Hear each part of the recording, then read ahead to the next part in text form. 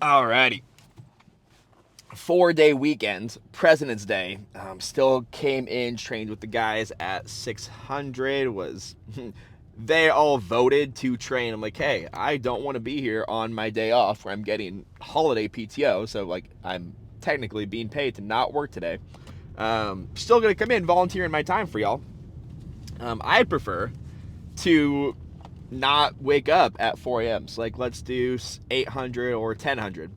They all voted for 600. I'm like, all right, fuck it. Like, I'm here for y'all. Like, I'll probably be up around that same time anyway. Cool. Let's do 06.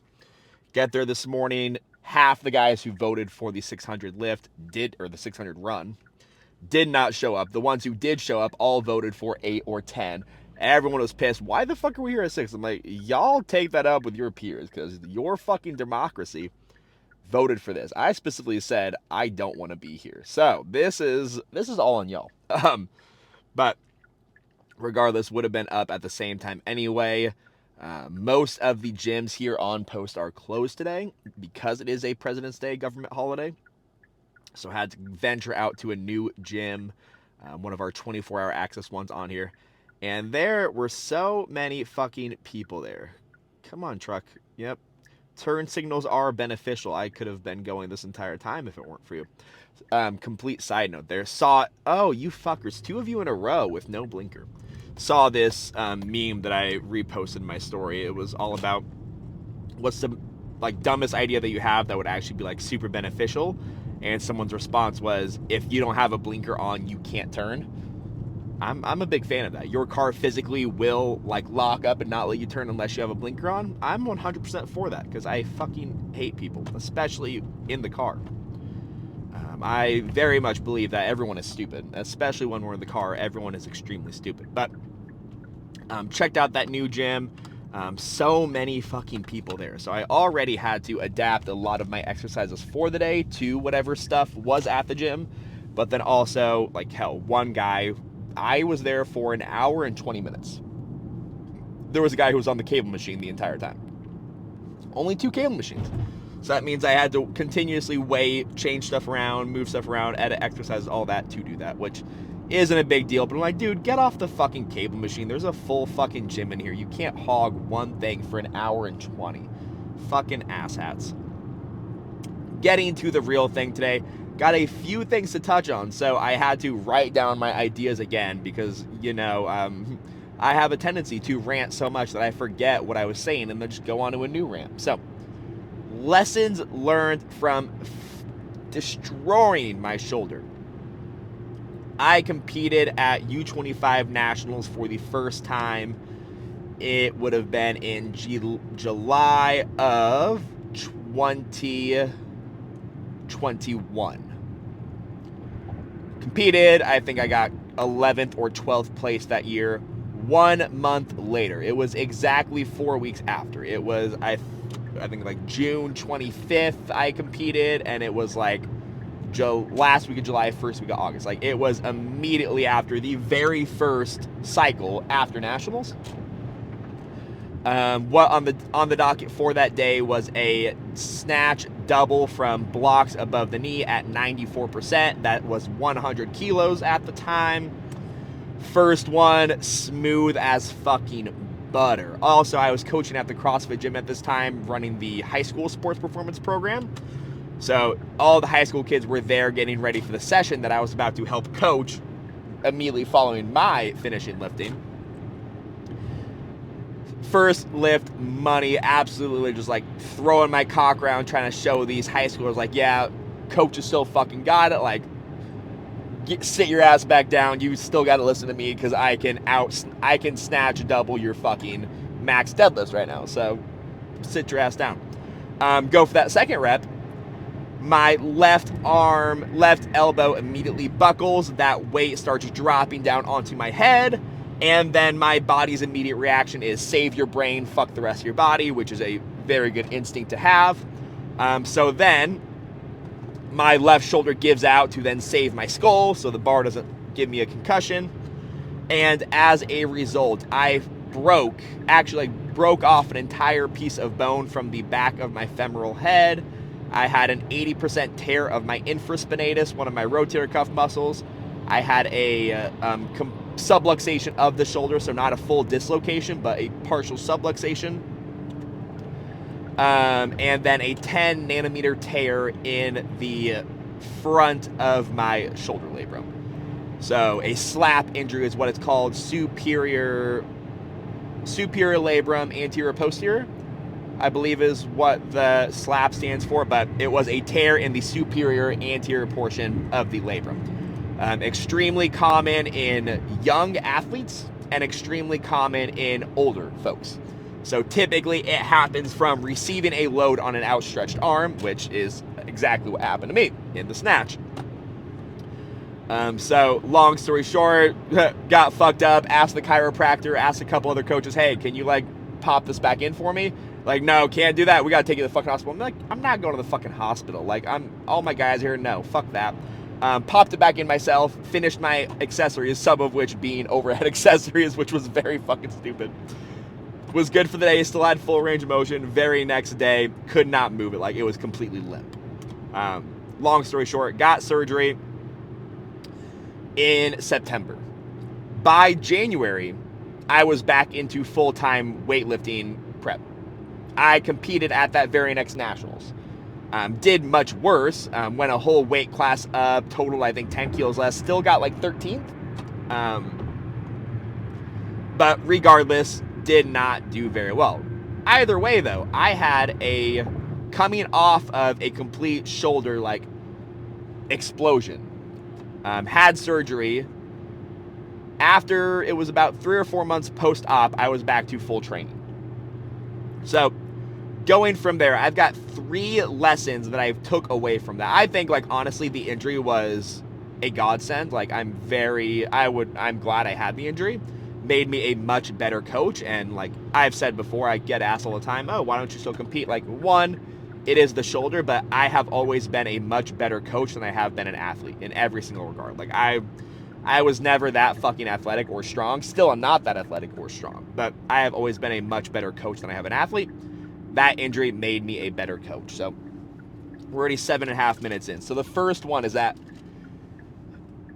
good fixation of the barbell is not just optimal for technique, but it's going to be optimal just for your fucking safety. So by fixation, what that means is your ability to pull underneath the barbell and meet it at its apex.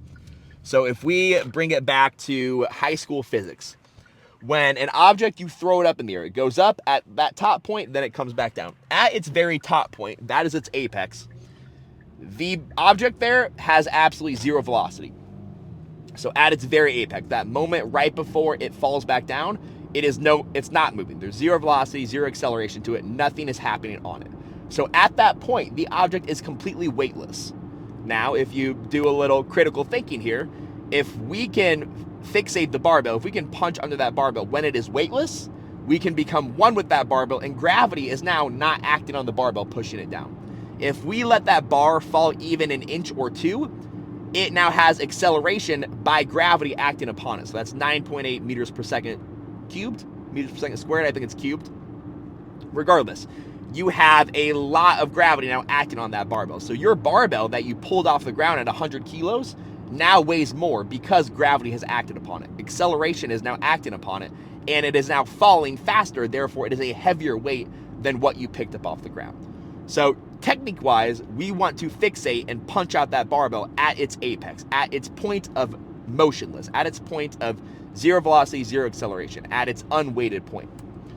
Technique-wise, but also like safety-wise, because like probably one of the reasons why I got crushed by that barbell, and you see a lot of people get spit out by barbells, is that little portion of its time that it can free fall, it's gaining so much speed, it's gaining so much momentum that you then drop to the bottom and you just try to catch a barbell that's 100 kilos falling on top of you. One of these days you're gonna get fucked. Like, you look like me, you're gonna get fucked.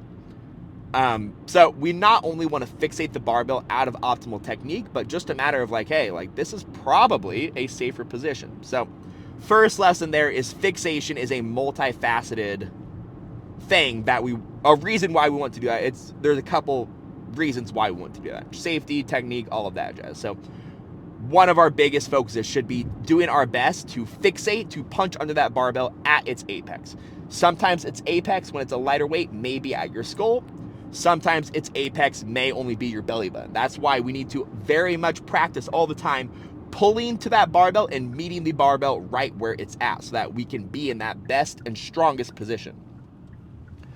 Next lesson up, again, referring back to my notes here, is recovery is a fucking mindset. The biggest example of that is look at NFL season this year. Aaron Rodgers, I think it was his first game with the Jets, tore his Achilles. Complete fucking rupture. Like, that thing was fucking snapped. Along with, like, a ton of people in the NFL this year. Like, all of that's, whether it's turf or whether it's what, like, a ton of fucking people had an Achilles rupture. Now, when he first did that, everyone was like, fuck, that's like a 6 to 9 month recovery. Aaron Rodgers was cleared for play after 84 days, I think is what it was. That's less than 3 months. He was cleared to play football again, cleared to be out on the field throwing and practicing in over 50% of the time that it typically takes. Now, he has a lot of money, so he can go through like a couple different things, but even on my same point, I was on a timeline of, hey, you probably aren't going to be training like normally again for 6 months. I did it in 3 to 4. How quickly you recover is going to be a mindset. I think I've pulled out this study before, but if you look at, I think there was the study of 2 groups, both were having an ACL reconstruction surgery. One of them actually had the surgery. One of them just had a cut and got sewn back up. Both groups had the same amount of recovery. Both groups had their ACL repaired. Both groups had the same metrics 6 months post-op, one of which didn't even have their ACL reconstructed. So, complete mindset there. Same thing if you look at a kid who goes through the same surgery as an adult, the child does not have the same wiring, the same social constructs around how they should feel after a surgery. Kids can be up bouncing around, have all the energy because they don't know that they're supposed to be down and out. Where an adult, you see, like I have a fucking coworker who's still popping pills to get through the pain, and it's been like a month after ACL reconstruction. Simply just because, like, obviously multifaceted here, so I'm dumbing it down a lot. But your mindset around the recovery, around the process, around how long it should take, around what you can do, around like what even the doctors say you can do and tell you how fast you can recover is going to dictate your recovery. If you think, oh my God, I'm fucking dead today, I can't train for a week, you're gonna be dead for a week and you won't be able to train. If you're coming back from injury, like, fuck, I can barely walk today, like it's gonna be 9 months before I can live, then it's gonna be 9 months. If you shorten that timeline, if you tell yourself, hey, I'm gonna be fucking ready, I can fucking do this day in and day out, your recovery will be much faster. You can see that proven in person after person. And then I'm just driving around in circles now because I spent so long talking beforehand. But last one is you control your fear. You are in charge of how you approach that barbell. I was fucked up by a snatch. So obviously for quite some time, my body, my mind remembers that pain. It remembers, hey, I got fucking cut into. I do not want to be cut into again. I don't want to go through that same injury. Oh, little kitty in the road. Yeah, go ahead, cat. I'm not going to kill you. He's prancing by. Oh, no, please watch out, cat. There was very long time that I was frightened to snatch, that my body would physically not go under it. Did I just accept that? Like, all right, cool, I guess I'm only ever snatching 60 kilos ever again. No, I constantly put myself in that position under good technique, but I forced myself, like, no, I am not backing the fuck out. It was my mindset, my approach to that barbell every single time. I hammered down as much as I could to overcome that fear. That number, 100 kilos, still gives me trouble. Like, that is a big fucking number in my mind because that is the number that broke me. There is multiple times that I've snatched that since. Hell, I fucking power snatched that since. And I loaded that shit up and I missed that weight 2 times before I finally powered it for that 3rd time.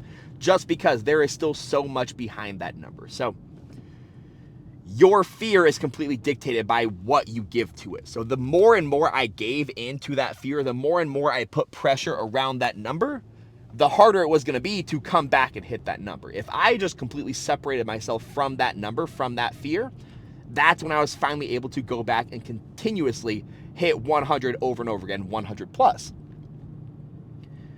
You give credence to your fear. If you put power behind that number, if you put power behind that thing, it will have power over you. Things can only control you if you let them control you. Things can only have power over you if you let it have power on you. Do not give weights, do not give anything that control over you. Your ability to succeed in the sport of weightlifting is purely by you giving yourself that control, you giving yourself that power, whether it be controlling the barbell or controlling your mind. Every single aspect of weightlifting, you have to be in control of, and you have to have a mindset that lets you be in control. 15 and a half minutes, summing that up. 3 things I learned from my surgery here. Fixation needs to be a priority. You need to be in control of that barbell and put yourself where you want to be, regardless of the weight. Number 2, again, I gotta go notes here. Recovery is purely a mindset. You recover as fast as you let yourself recover. Whatever timeline you put yourself on, that's the timeline you are going to be on. And lastly, you control your fear. You cannot let other things have power over you, have control over you. You need to be in control of all of those, including your own fear. Boom, that was a good one.